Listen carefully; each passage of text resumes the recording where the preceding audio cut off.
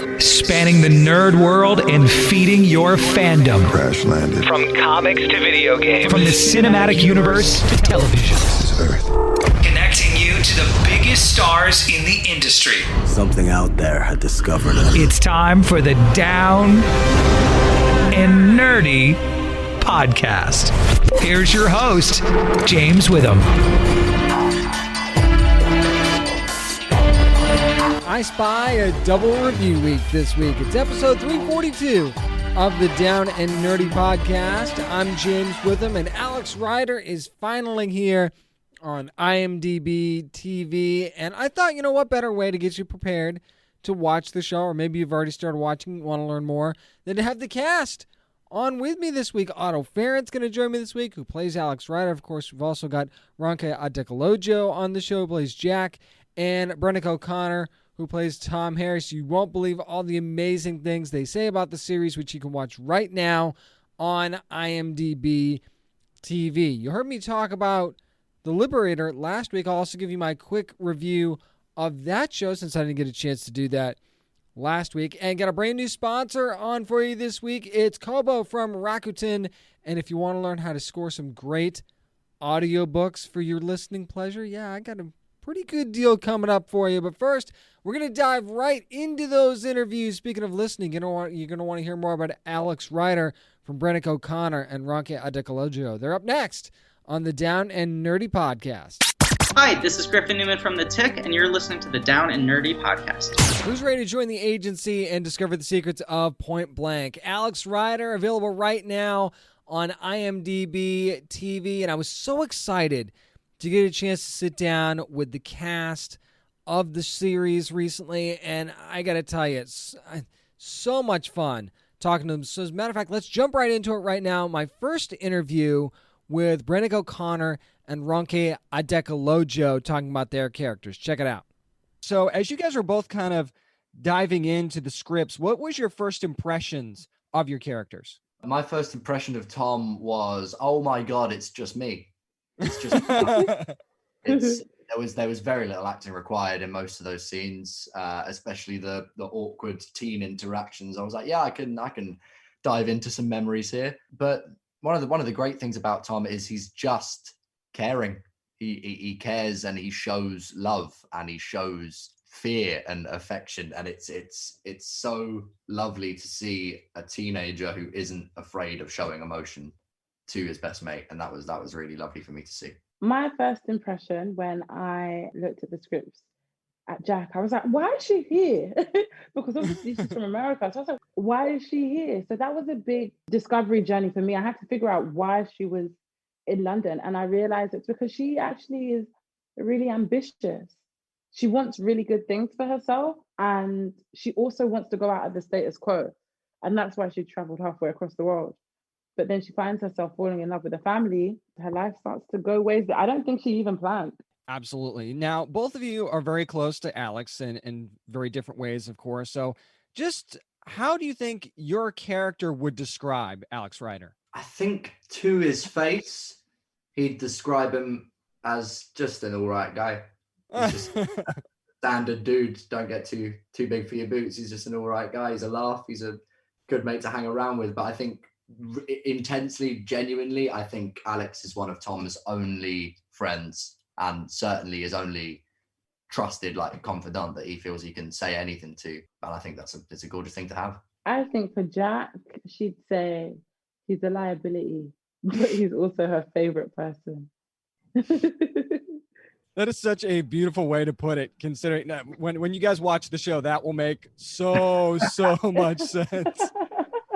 Now, Brenock, a lot of fans of the novel series, obviously, of which there are many, know that Tom wasn't a part of the Point Blanc story in the original novel. So, of course, without spoiling anything, how do you think they did in actually fitting him into this story? I think it works perfectly. I think for a hero to take a step down from hero and become human, there needs to be a deep base of humanity around them. And I think that's what Tom, Jack, and everyone else in his pre-department life has a major part to play in. I think it's always interesting adapting from book to TV. There's always going to be discrepancies and changes and new characters added in places where they weren't. But I think it serves the story in the best way in allowing Alex to show a softer side. No doubt about it. And Ronke, Jack has also known Alex pretty much almost all of his life, actually. So obviously she's going to be concerned about him. What is it about the Ryder family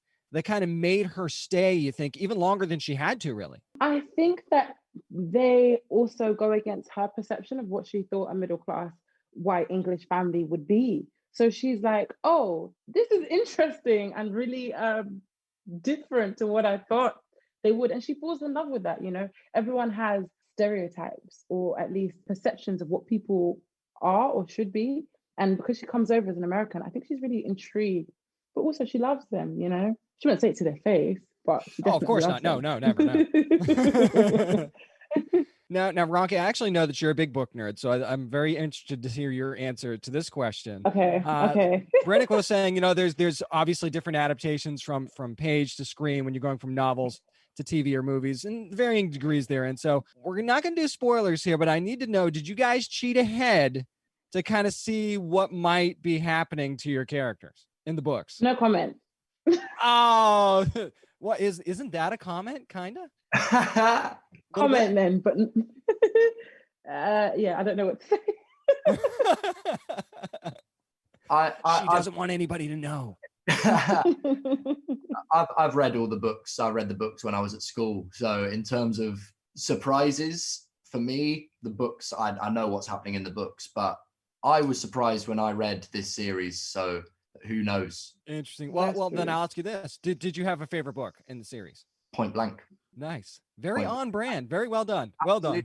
It seems to be most people's like favorite. It's the second in the series. You're entered into an established storyline, and it's a cool, twisted story. It's great. Ronke, did you have a favorite, even though you didn't read any of them? I did. My little brother always says, the very first book of anything, I think, is amazing. Stormbreaker, right? Oh, totally. Yeah. James thought I didn't know. No, I know you didn't know. I didn't say. I'm just saying you didn't read any of them. But if you did, I was just wondering if you had a favorite. You know, it's possible, right? Like, that's a cool title. I think that would be good. Yeah, let's read that. Now, Brenock, you actually touched on this a couple minutes ago, but I want to expand on it a little bit. We don't get to see a relationship, I don't think, like Alex and Tom's on screen very often anymore, quite frankly. So how important do you think that portrayal of their friendship is? I think it's majorly important, and I hope that a lot of young people watching it see it as a new example of what teenage interactions can be. Because I know a lot of people only interact or are influenced in how they interact with each other by the media they see. So I think more people being honest with their emotions from a younger age, especially men, because we've always, just as a people, have always struggled in dealing with our own emotions. I know I have. And I think if 16-year-old Bren was watching 16-year-old characters be open and emotional and crying around each other, oh my God, it would make me feel so much better about what I was dealing with. So I think that's where it stands from me in terms of a change for TV. I hope to see more Alex and Tom relationships going forward. So do I, man. So do I. Now, one thing that I loved about Jack Starbright, Ronke, is just how, she's just clever. I just really like how clever that she really is. So I got to ask, do you think that Jack herself would make a good agent? I think Jack would make an amazing agent if she learned how to suss people before she told them stuff. You know, it's about like catching vibes and stuff. So later on in the series, as you probably know, James, we meet someone who's not really vibesy. He's giving off a weird vibe, but she doesn't clock it. She's just like, blah, blah, blah, blah, blah, chatting. So if Jack learned how to, you know, be a bit more perceptive, I think she'd be a wicked agent. I think she'd be better than Alex, but don't tell him I said that.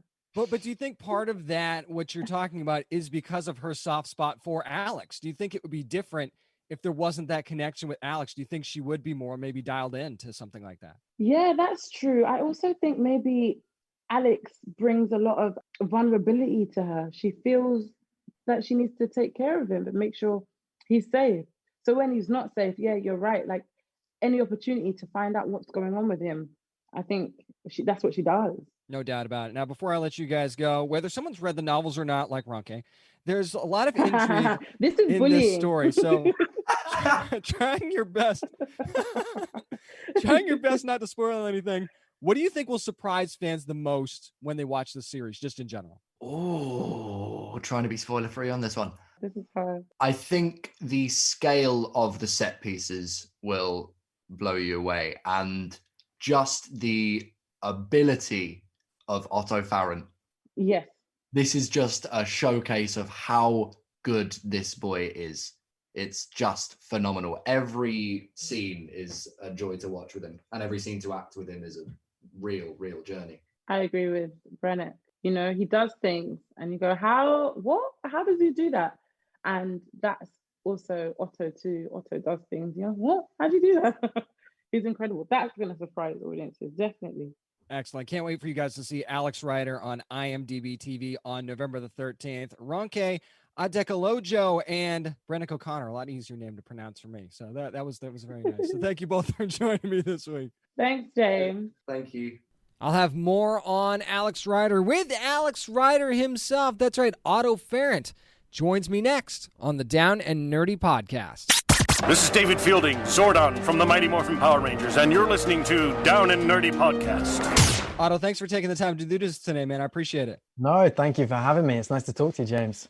Good to talk to you as well, man. So I saw something where Anthony Horowitz actually said you were chosen from like 650 young men that were actually auditioned for this part. So take us to that audition day, and what was that like? What was going through your head on that day? Oh man, it was an intense day because this audition process went over about 3 months, where I did my first self-tape to the last audition, and the last audition was a full day where there was about 20 other boys in this room. They were auditioning for Toms, and there was a few girls there auditioning for Jacks, and you were being paired up as Alex's and Toms and Jacks, and I had loads of different pairings. And then when Brenock O'Conner and Ronke Adekoluejo walked in the room, it was just I connected with them immediately, and I just knew it'd be so much fun to play this role. I remember the closer I got to it, the less I wanted to admit that it might happen, because I think if you have that optimism, or you know, if you start to believe it, it was just too hard to believe. It was such a great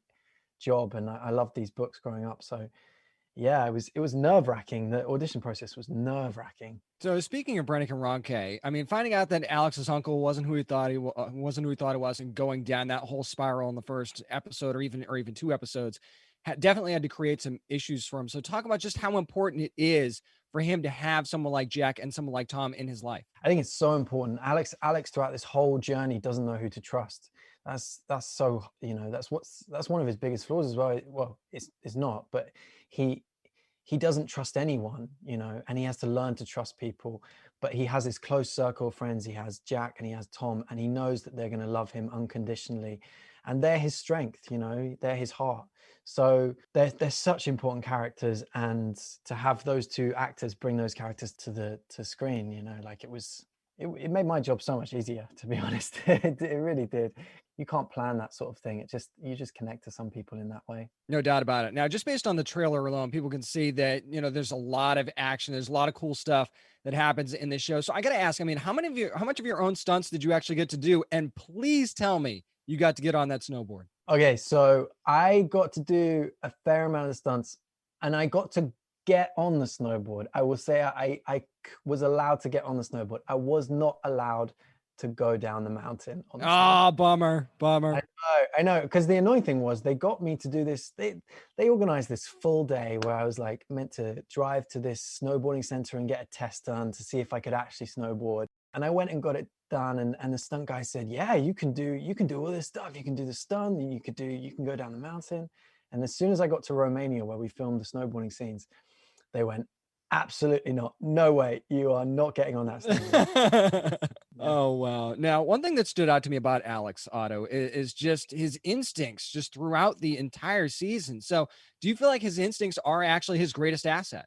I do. I think that's a superpower, you know, like we live in a world now where superhero movies are the norm, and, you know, everyone's looking at superheroes to save the world. But actually, I think what's way more interesting to watch, for me at least, is just, the everyday heroes, the normal people. And Alex's greatest superpower is his instinct. He doesn't have super strength. He can't shoot webs or anything like that, but he can think on his feet. And he does it pretty well most of the time. Sometimes not so great, but he always gets out in the end, That's why this show is so interesting, because he's a normal kid. He's a normal kid in this adult world of espionage, and he's got to think on his feet, and he does. Let's expand on that a little bit, because I feel like there's a lot of ways you could describe Alex Rider. You'd call him a spy, you'd call him, like you said, a superhero, or you could say that he's just a good person. So how do you think Alex sees himself? So I was thinking about this today, actually. I don't think Alex sees himself as a spy. I don't think he ever thinks, I'm a spy. He probably would, for ease, if someone asked, like Kyra, I think, asks him, like, what are you doing here? And he says, I'm kind of a spy, kind of, but not really, but kind of. For ease of conversation, he'd probably say that, but he would never, because he doesn't trust the spies. He doesn't trust the spy world. So he doesn't want to identify as them. And so that makes me think that he does just he's just, at heart, he's a hero. He just has a moral compass which guides him the right way. And sometimes he doesn't even like that moral compass, because it means that he has to reluctantly jump into that world. No doubt about it. Now, one thing we don't get to see from any of the trailers is really a whole lot about Point Blanc itself. So without spoiling anything, just how creepy is this place? And tell us a little bit about the friends that Alex is going to meet while he's there. So Point Blanc is, if you can imagine Point Blanc in the books, the actual, when you bring it to life, the cinematic kind of style that they've gone with is just something else. It's something like, it feels a little bit like it's out of The Shining in some ways. It's got that weird eeriness to it. Mm-hmm. And it's creepy as hell. And with that, it feels like that because you've also got all these massive characters, Kyra and James and Laura, Dr. Greif and Eva Stellenbosch. So there's these larger than life characters in this eerily creepy place, and that is just a recipe for disaster. So yeah, those are some of my favorite episodes to watch, because you really are in a creepy world there. It's great fun, so check it out. Yeah, it's definitely creepy. Now, you said you were obviously a fan of the books growing up, which is very, very cool. But obviously when you go from page to screen, things can change up from the books a little bit. So how do you think they did in adapting this particular story for this series? How do I think they did? Are you asking me to rate them? No. Like as far as like the differences are concerned, how did you feel about the differences between like the book and the screen? No, I wouldn't ask you to rate it. I'm not trying to get you in trouble here or anything. Plus, it's awesome. Yeah, this is awesome. This is way better than the book. Yeah, of course. No, I would say that there's so many different. I mean, like you meet new characters in this show. Kyra is someone who is, Alex suddenly connects to in Point Blanc, and she brings out a whole different side of Alex, because she's very switched on. She's very smart, and she's cut the crap basically. Oh yeah. So she's a great energy to have, and Marley Sue smashes that part. I think this show is edgier and darker. It's aged up obviously than the books. So hopefully fans of the books who've read it for years and years and years will see the show in a different light and see something new and fresh about it. And hopefully new audiences will be attracted to that as well. Really quickly, Otto, before I let you go, what episode are you looking forward to fans seeing the most once the show gets going? Oh, that's a hard one. There's so many great episodes in this show, and you've got to stick around to episodes 6 and 7. Episodes 6 and 7 and 8, to be honest, but the last 3 episodes are great. But I would say a personal favorite of mine is number 4. When you first meet Point Blanc, it's kind of weird, and there's something, but you can't quite put your feet. There's a slow tension to it, which I really love. So yeah, that's a great episode as well. But just stick around. The whole series is great. It's a roller coaster. Check it out. I mean, that's what I was going to say, because it really is. It's a great series. You guys will find out. Alex Rider premieres on IMDb TV on November the 13th. Wait till you see all the stuff that this guy's got going on. Otto Farrant, thank you so much for joining me, man. Thank you, man. Have a good one. Once again, thanks to Brenock O'Conner, Ronke Adekoluejo, and Otto Farrant for joining me this week to talk about Alex Rider. Make sure you're watching it this weekend and again and again and again on IMDb TV. Already renewed for a second season too, so you can go into season 1 confidently that it's going to be a great story going forward. Up next, speaking of great stories, how about my spoiler-ish review of The Liberator from Netflix? Next on the Down and Nerdy Podcast. Hey, this is Tom Waltz. I'm the senior staff writer and editor at IDW Publishing and also a writer for TMNT at IDW, and you are listening to the Down and Nerdy Podcast. To all those who have served, thank you for your service and your sacrifice. I mean, I'm not even sure thank you quite covers it, but I thought it was only fitting this week to talk about The Liberator from Netflix. So happy to talk to Bradley James about playing Felix Sparks last week, but I actually wanted to give you some thoughts that I had on the show because I was so deeply enthralled by this show. I was so locked in from the first minute of this show. It was absolutely incredible watching this journey of this company who ended up being like the most decorated company in World War II. It was absolutely incredible, and it wasn't necessarily, and that's what I loved about this series, is it wasn't a series that was just another story about World War II, right? It wasn't just about the war itself. It was actually more about these personal stories of these, and I say characters, but these were real people. These were real people that actually experienced these things in their lives, and it was incredible for me to think about that as I was going through this, like all of the stuff that Felix Sparks went through in this series, and there was a lot of hardship and heartbreak for this commanding officer in this series and throughout his life. My goodness, what he had to endure and what they all had to endure in going through this trek through, I mean, Nazi-occupied Europe was unbelievable. I mean, it was just, it was so gut-wrenching at times, and I found myself getting so invested in so many of these different characters. I mean, not just Felix Sparks either. I was so, like the story of Sergeant Coldfoot to me was a really, really interesting one. And I'm not really going to spoil anything here, but the turnaround that Coldfoot makes is really something else. And there's such a great callback in the final episode of this series. There's such a great callback to something that happens in the early part of the series. It was such a good payoff and an answer that I thought we weren't actually going to get, and we ended up getting. Also, Corporal Gomez was another character that I really, really enjoyed, played by Jose Miguel Vasquez, who did a sensational job in that role. And just watching these characters grow as the story goes on. And those are just the characters we had from us from the beginning. There was a father-son duo of Pop Bullock and Junior Bullock in this series, and I just got so attached to their story. And it wasn't just a father-son dynamic. It was a soldier-soldier dynamic as well. And just these individualized stories all wrapped up in this larger event of World War II was just so incredible for me. And then you get into the trioscope technology of the show and the visuals. And to me, I don't know how you felt about it, if you've already seen it, but it was just so visually striking. And I've thrown that word around before, but I'll tell you what, I was locked in. It felt so much like live action, but it wasn't. And there was just so much about this that worked for me. And for some reason, it accented every movement in this series when you do this in this trioscope technology. I don't know why it enhanced it like that for me so much.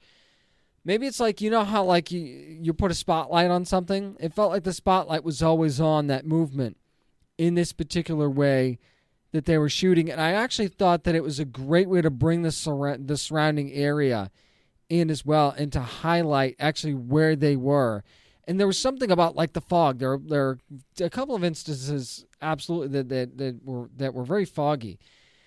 And it gave it just this eerie sense to it. I mean, fog's eerie anyway, but you put it in this context with this presentation, and it's pretty amazing to me. And it really just helped set the tone on this whole thing. And then you have one of the other interesting things about The Liberator is that you get the German perspective on this a little bit as well. And it puts a very interesting spin on it that maybe you hadn't thought of before, or maybe that you hadn't considered before. And the way that they go about the tactics and the actual I don't want to say ins and outs because that's not really the best way to say it, but the intricacies maybe is the better way to put it, of the war itself and how battles are fought and what actually goes on during battles. And sometimes, here's the other thing that I think maybe somebody else might not appreciate about this show, but I did. Sometimes in battle, it's all about waiting to make your move, right? And we get that in the show where you're actually getting parts of it where these soldiers are just waiting to make their move, and they know if they move an inch, it could mean the end of their life. But you actually wait in there with them. I mean, there's other stuff going on, too. It's not like you sit there for 20 minutes on this certain group of characters and all they're doing is just sitting there not talking, not moving. There's certainly some of that, but you also find out what's going on around in other places as well. But I just thought it was, it's not always that. You're not always just going to cut right to the quick, right? This show kind of left no stone unturned in how they were authentic in the way things take place. And just the story of Felix Sparks in general, I can't give enough praise to Bradley James and the performance that he gave as Felix Sparks overall. It was just such an unbelievable performance. And the way that, his letters kind of become a monologue for this series is just, there's just something about those letters, man, that got me every single time. And I will say that there in the final episode, when it looks like Felix is going through something pretty darn serious, there is a character and a name that you will know and you will recognize that pops up in this final episode. And it was a big wow moment for me, and it was a great way to kind of end things on a very interesting and positive note as far as I'm concerned. So I cannot stress to you enough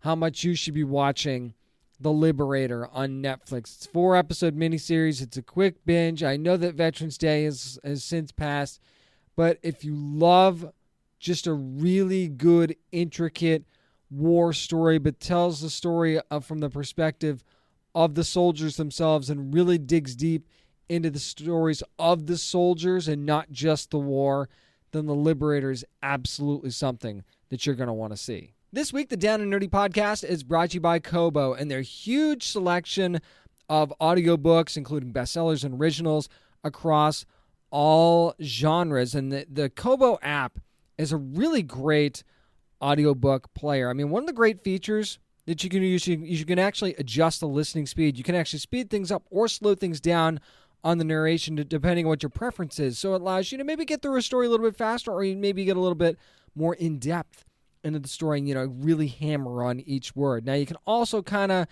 drift off to sleep while you're listening to an audiobook, and it has a sleep timer that actually stops the book after a certain amount of time, so you don't have to worry about losing your spot. And whatever is in your audiobook collection is yours forever, even if you cancel. So start with your monthly subscription right now. As a matter of fact, get a 30-day free trial of Kobo, except in Quebec, Canada, unfortunately. After that, $9.99 in the U.S., $12.99 in Canada per month by going to kobo.com/downandnerdy. From the big screen to the small screen, in your pocket. Kobo has hundreds of movie and television tie-in audiobooks for you to listen to. Star Wars, Doctor Who, Stephen King, The Alienists. If you're a fan of any of those, you're going to be very, very excited. Make sure you get started right now. To go to kobo.com. That's kobo.com/downandnerdy. Start listening to Kobo audiobooks today. That's going to do it for my spoiler-ish, free kind of review of The Liberator from Netflix. Up next, speaking of reading, it's time to dive into comics. What we're reading next on the Down and Nerdy podcast. Hey, this is Matt Hawkins. I'm a writer primarily, but also the president of Top Cow, and you're listening to the Down and Nerdy podcast. Whether it's a tablet you're holding in your hand or an actual single issue, whatever you're reading on, it's time for what we're reading, and it's time to get the Punchline. Punchline #1 finally getting her own issue after, it's not like it's been that long, but Punchline #1 is from James Tynion IV and Sam Johns doing the writing.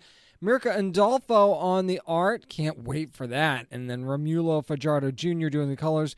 Gabriella Downey on the letters, and Yasmin Putri on the cover art. Now, this kind of picks up right where things left off at the end of the last issue of Joker War. So a little bit of spoilers here as we go through this review, but it also gives us a flashback from a year ago, and we see Punchline, well, before she was Punchline, when she was still Alexis, her first meeting with the Joker, and it was definitely a traumatic one, for sure. And we get to see that the beginning of her trial is going to be interesting as well, to say the least. I mean, and this also, Lee Tompkins is in this issue. Harper Row comes back for this issue as well, and her brother Cullen is a big part of this too. Now, they both seem to feel like there's something kind of off about Alexis during this first part of the trial and her supposed remorse, right? So the first meeting with Joker, was that, kind of bad luck, or is this like a catalyst to something bigger? But then there's a big ripple effect in the middle of this issue that starts to form, and it's something that gets discovered along the way, almost on accident, which is interesting.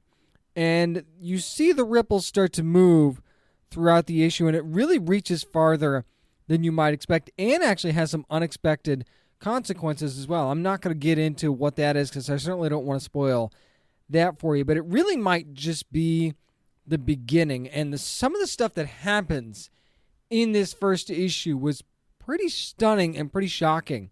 Quite frankly, I had no idea that it was going to get to this point. It was kind of like one of those, like the meme says, well, that escalated quickly. Yeah, just wait. Now, I will say that, and I expected this when I saw the name attached, the art's fantastic. I mean, that's just to be expected from Andolfo anyway, but it's really, really freaking good, let me tell you. And I got to tell you, the way that James Tynion IV and Sam Johns kind of paint the picture of what can only be described as a demented movement is really, really interesting, and there's so many details that go into this thing too, and it's almost like taking yourself inside the mind of someone who is slowly going down a very dangerous path, is the best way I could really possibly put it. I was really skeptical going into this issue because I wasn't a huge Punchline fan yet. I'm a much bigger Punchline fan after reading this issue, and how someone can get caught up in this madness like this and how it gets described. It's so brilliant that it's almost like everything leading up to this point, you had no idea the layers to this Punchline character until now. And this is something I actually wish we'd gotten sooner. I'm glad we've got it now. Punchline #1, a big hit for DC Comics, so make sure you are going to get yours. Haven't done a Mad Cave Studios book in a while. Let's fix that, shall we? Terminal Punks #1 from Matthew Ehrman doing the writing here. Shelby Criswell on the art. Micah Myers doing the letters for this one. Now, the story kind of begins, and we'll have some minor spoilers here as well. Story kind of begins with some rich douchebag who wants to transport some exotic animals for some zoo that he thinks is going to go viral. Basically, just a rich guy doing rich guy stuff that doesn't really care about the consequences or, what it is, as long as it makes him money, sort of thing, right? Now, the problem is no one really knew just how exotic these animals, and I put those in air quotes, were, and how viral things were actually going to get. Now, the way that I use the word viral can be taken literally and figuratively, and you'll find that out if and when you read this issue. Now, caught up in all this are a young band of, we don't really know how old they are. It seems like they're teenagers or, like late teens, maybe early 20s or early teens. Hard to say. It looks like early teens who are in New York for basically the gig of their lives, right? Like their band doesn't have a name yet. They're still trying to figure that out, but this is their shot at the big time sort of thing. Now, the only problem is that now they are literally running for their lives stuck in this airport. So again, things escalate very quickly, and there's a lot of very hapless people in charge in this book too. It's kind of unnerving in a sense just how inept everyone seems to be in this issue, especially the authority figures. Now, the problem is that the story really is kind of all over the place. I mean, there's really no clear objective other than survival here. There's not a whole lot of details about how any of this really came about, only that this rich guy's a jerk and that people are coming to now investigate something that they don't really know anything about, and it doesn't really seem like there's much that they can do about it either. That's the other crazy thing. But the art in this book was kind of neat. It actually reminded me of Lumberjanes when I was reading it. So it really, really struck me like the art was very similar to Lumberjanes, and I saw that on the cover as well. It's one of the things that kind of brought me to this issue. But I don't know. It just seems like this is everything's kind of frantic, and I mean maybe that goes with the situation that they're in. I guess if you wanna put it in those terms, I guess it makes sense. But at the same time, I don't know. Obviously, you don't want anything to happen to this group of teenage kids, but there's no clear protagonist here. The antagonist is obviously the rich guy who's a jerk, and you're gonna hate him, regardless of how you feel about this issue. That's one thing, you're gonna hate this old dude. But the monsters, I mean, aren't super interesting either. I mean, it's certainly nothing that we haven't seen before in some way, shape, or form. I know it's really hard to do like a unique monster at this point, but I don't know. There's really no new ground being broken here. There's nothing overly shocking or super exciting going on in this issue, so I don't know. This is one where maybe I'll give it one more to see if things kind of get a little bit more interesting, but my optimism isn't up for this one, unfortunately. So Terminal Punks #1, I'm just not sure there's a whole lot going on there, but if things change in issue #2, I will certainly let you know. That's going to do it for what we're reading. Up next, could there be a spinoff in our future? Got some more nerd news coming at you to find out that answer. I'm James Witham, and this is the Down and Nerdy Podcast. This is Christine Adams from Black Lightning, and you're listening to the Down and Nerdy Podcast. Here comes the pain in the form of a spinoff. It's time for nerd news, and this is news I actually didn't expect at all. According to Variety, Painkiller might be getting a spinoff at the CW. That's right, the Black Lightning character played by Jordan Calloway will be getting a backdoor pilot sometime in Season 4 of Black Lightning. Of course, Jordan Calloway reprising his role. Now, here's the difference this time, though. One of the sources actually says that it's not going to be a special Painkiller episode like we got for Arrow with Green Arrow and the Canaries. It's not just going to be a Painkiller episode, probably Painkiller-centric, but not just a standalone episode for the character. Now, creator Sam McKeel will write, executive produce, and direct the pilot, the backdoor pilot, that is, for this potential series. And I gotta say, first of all, let me just get this out of the way right now. Painkiller is a very in-depth and intricate character with a lot of pain and a lot of baggage and just a lot going on mentally. And Jordan Calloway's done a fantastic job in the role. There's obviously been a lot of layers to this character, both on the good side and on the bad side in the first few seasons of Black Lightning. This is a good character. This is an interesting character that could certainly carry his own spinoff. However, is this the spinoff that Black Lightning fans want or expected? Because, I'm sure that, the reaction's already coming in of, what about Thunder and Lightning?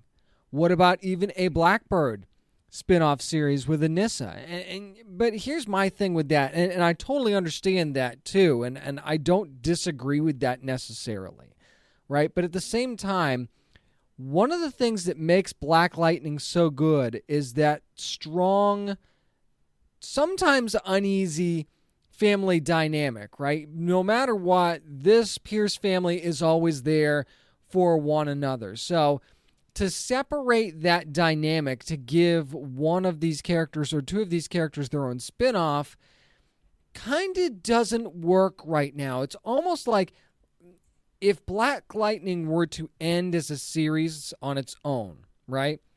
Then you could see, okay, maybe you do the Blackbird thing if Black Lightning's not going to be around anymore. Or, maybe you do a Thunder and Lightning series if Black Lightning is going to be ending as a series.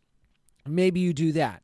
But to break up this family dynamic for the sake of a spinoff, I'm not sure that makes a whole lot of sense. Like, even if you were going to bring in new characters like the Outsiders, for example, in Black Lightning coming up a little bit more this season, you'd still want the family dynamic there, right? So I guess I understand why you wouldn't do a spinoff for those two characters, for Anissa and for Jennifer. It's because I just think that would mess with the family dynamic too much. And quite frankly, I was sad when they were all kind of, not getting along. It messed me up. I didn't like it. So I'm glad when they're all together, that's what makes me happy when I'm watching Black Lightning. I love that family dynamic, and I don't know what the show would be like without that on a constant basis. Now, here's the deal. So I am excited for a Painkiller spinoff potential. I think that it's, obviously the microscope's going to be on this character because this is a character that, people might know, but at the same time, you've got to carry your own show now. And you got to have, although I kind of see Painkiller maybe playing a Red Hood type role, right? Like as an anti-hero sort of thing. I think that's kind of where this character has been settling in anyway. So it's almost like this character could be the Red Hood of this universe if they allowed him, and to let him show maybe a little bit more personality in his own series, right? So, and maybe deal with a little bit of the pain that he's been experiencing. But at the same time, I'm a little leery of this too, because it's like, don't get too excited, because we've kind of heard this all before, right? We heard this all with Green Arrow and the Canaries. Oh, well, you've got Kat McNamara, who's going to be, she's going to lead the show, and she's going to have, part of the family with her. And then, oh, by the way, you're going to have two Canaries that are going to be joining her as well. You got Dinah, and then you've got Laurel. They're both going to, Laurel, the Earth 2 Laurel anyway. You know what I mean, the Black Siren version of Laurel. And yeah, this is going to be a great show. We got the backdoor pilot. Everything's going to be fine. And then we have not heard a peep about it since. Nothing. Crickets. It's almost like this thing is just completely forgotten about at the CW. So while this is exciting, and while this could be a very cool spin-off series, I'll believe it when I see it. And I guess we have to wait kind of until this backdoor pilot anyway. I thought the backdoor pilot for Green Arrow and the Canaries was pretty good. I don't know why they decided not to move forward with it. I don't know if this is like a COVID thing or what, but I think that I don't know. I'm excited for this possibility, but I'm also cautious at the same time, I guess, because now the CW is making me not want to get my hopes up after what happened the last time they announced something like this. Speaking of DC, they have a new person in charge. A new editor-in-chief was named from DC this week, and it's actually going to be Rami Javins, who has been with the company for a while, actually. Been with the company since 2014. And actually, this was announced by Senior Vice President and General Manager Daniel Cherry III. It's kind of like the GC's kind of going through a dawning of a new era type situation right now, right? And there's definitely been some tough layoffs this year, DC and Marvel both. Especially, this past week was not a great week for layoffs from either company. But Javins comes in with a pretty good resume. I mean, Javins was actually the executive editor of Global Publishing and Digital Strategy for a while, and is going to be responsible for developing and overseeing the execution of the company's annual publishing schedule and to grow all of DC's imprints. Now, that's a direct quote right there from the press release. That's kind of a tall order as far as I'm concerned, especially where DC's at right now. DC, to me, like I said, very much at a crossroads right now, right? Like, which way are they going to end up going? Because this could go one of two ways. It could be the dawning of a new era, a new great era for DC Comics, or this thing could go south fast, too, at the same time, especially in a comics industry that's very, very shaky in general right now anyway. And with AT&T now taking a little bit, a larger role in the day-to-day operations of things, it just feels like there's shakeup after shakeup after shakeup just at Warner Brothers in general right now, never mind DC Comics, and maybe less people being asked to do more things. But, I mean, that's the world in general right now, right? But if you're going to do that, you might as well get somebody like Javins in charge here who is just used to, dealing with a ton of stuff on her plate, right? And I mean, she's actually, been in the salt mines too. She's actually, been an editor for Dark Knight's Death Metal.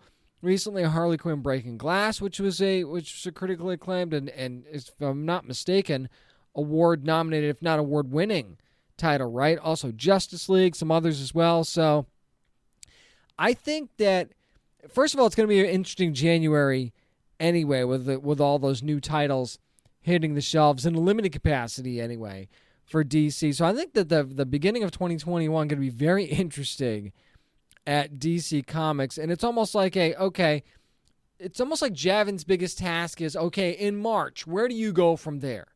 Like after things are done in January and February and you have all this new, and you're supposed to be bringing things back to, then all of a sudden you're going to bring all these stories from 2020 back. Where's your March? What do you do in March? And I think that is going to be the biggest task for Marie Javins at the start here. What happens in March? Because I think that's going to determine the entire year for DC Comics, quite frankly. And Marie Javins seems to be very well respected with fellow creators, at least the ones I saw on social media. Anyway, so certainly well respected, certainly deserving of the job, and we'll have to see how everything goes from there. Hulu's got something very, very interesting that's going to be coming along the pike in December. How about the Hardy Boys? I wasn't even aware that a Hardy Boys live action series was coming to Hulu. Shame on me, because they just released a trailer for that, and it's easy to say, oh well, there's Riverdale vibes there, and there's vibes for Nancy Drew as well. And I mean, yeah, I guess to a certain extent there is, but at the same time, you watch this trailer and quite frankly, even if you love Riverdale, you got to admit that show can be really off the rails at times. That show can get a little crazy even for its own good at times. Nancy Drew is a little bit less so than that, but this show seems like it's got there's a little bit more control involved here. And you got Frank and Joe, the Hardy Boys themselves. They go to Bridgeport with their dad after everything that happened with their mom, and they're trying to discover the truth behind a tragedy that's kind of changed their lives, and it's kind of uncovering something even more in this town of Bridgeport. It almost reminded me of like in Stargirl, when they decide to move to Blue Valley, when the family decides to move to Blue Valley, then you get there and you find out the Blue Valley is like this haven for supervillains. I'm not saying that Bridgeport's a haven for supervillains necessarily, but there's definitely more to this place than meets the eye, and Dad decides to move them there thinking, oh, this will be, we got to get out of the city and, get a fresher perspective, and we'll go here and things will be calmer, and they're not calmer at all, Dad. Not one freaking bit at all. But, I mean, this one looks really interesting to me, and I mean, the Hardy Boys certainly, from the classic book series, you know what they're all about. Even some recent comics where maybe they've teamed up with Nancy Drew or something like that. So this does seem a little bit more aged up. It certainly seems like there are certainly more adult things going on here in this particular trailer. So it's going to be a little bit darker than any of the Hardy Boys books were from back in the day. But at the same time, this looks really interesting. It looks like a nice layered mystery. I'm really looking forward to this Hardy Boys adaptation. Going to be dropping on Hulu on December the 3rd. So we'll have to see how that one goes. I'll have more for you on that at a later time, though. Here's something that could really, really be interesting. Another shakeup at Warner Brothers happens to be with the third Fantastic Beasts movie, and a lot of news that came out this week. And yeah, the movie's been delayed, so has every other movie at this point, but it was comicbook.com that kind of first reported that Johnny Depp is not going to be returning as Grindelwald for the third movie, and you know why. I don't need to tell you why. I don't need to get into all of the legal stuff and everything that's going on with Amber Heard. No need to kind of dredge all that up, right? We're not going to get into that here, but he's had a lot of issues, and he was asked to step out of the role, which he has now done. Now, again, there were rumors that Colin Farrell might be coming back to this role. Now Mads Mikkelsen, according to Deadline, looks like he's in talks to replace Johnny Depp as Grindelwald. And man, that would be pretty awesome, wouldn't it? To actually see Mads Mikkelsen join this franchise, and how good would he be in that role? I think really, really good right? So I think Mads Mikkelsen would be a great addition. And you know, you got to wait until the summer of 2022 to find out. That's when Variety says that this movie's actually going to come out now. But you know what? It actually gives them more time. And again, like I've said before, with so many movies log jamming 2021, is it really the end of the world that this third Fantastic Beast movie is being moved to 2022? Absolutely not. As a matter of fact, I think this might actually work in their favor. This might actually help them out. So I'm all for it. Go ahead and move this thing, whether it's Mads Mikkelsen or ends up being Colin Farrell or someone else. I think that, again, this is all going to work out for the best. And quite frankly, the Harry Potter world in general needs a cooling off period too. With everything that's been happening, J.K. Rowling and behind the scenes with Johnny Depp, this is a franchise that just needs a deep breath for a little bit, I think. So moving this till 2022, yeah, it's certainly not the end of the world. And, you know, it gives you something else to look forward to in 2022. Plus, you know, maybe the world will be back to normal by then. That's going to do it for this week's edition of the Down and Nerdy podcast. Again, make sure you check out our sponsor, Kobo. Go to kobo.com/downandnerdy to get your 30-day free trial subscription of some great audiobooks. Also, if you want more from us, go to social media at Down and Nerdy 757 on Twitter and on Instagram, facebook.com/downandnerdy. Find everything you need, including how you can subscribe to the podcast at downandnerdypodcast.com. Remember, you never have to apologize for being a nerd, so let your fan flag fly and be good to your fellow nerds.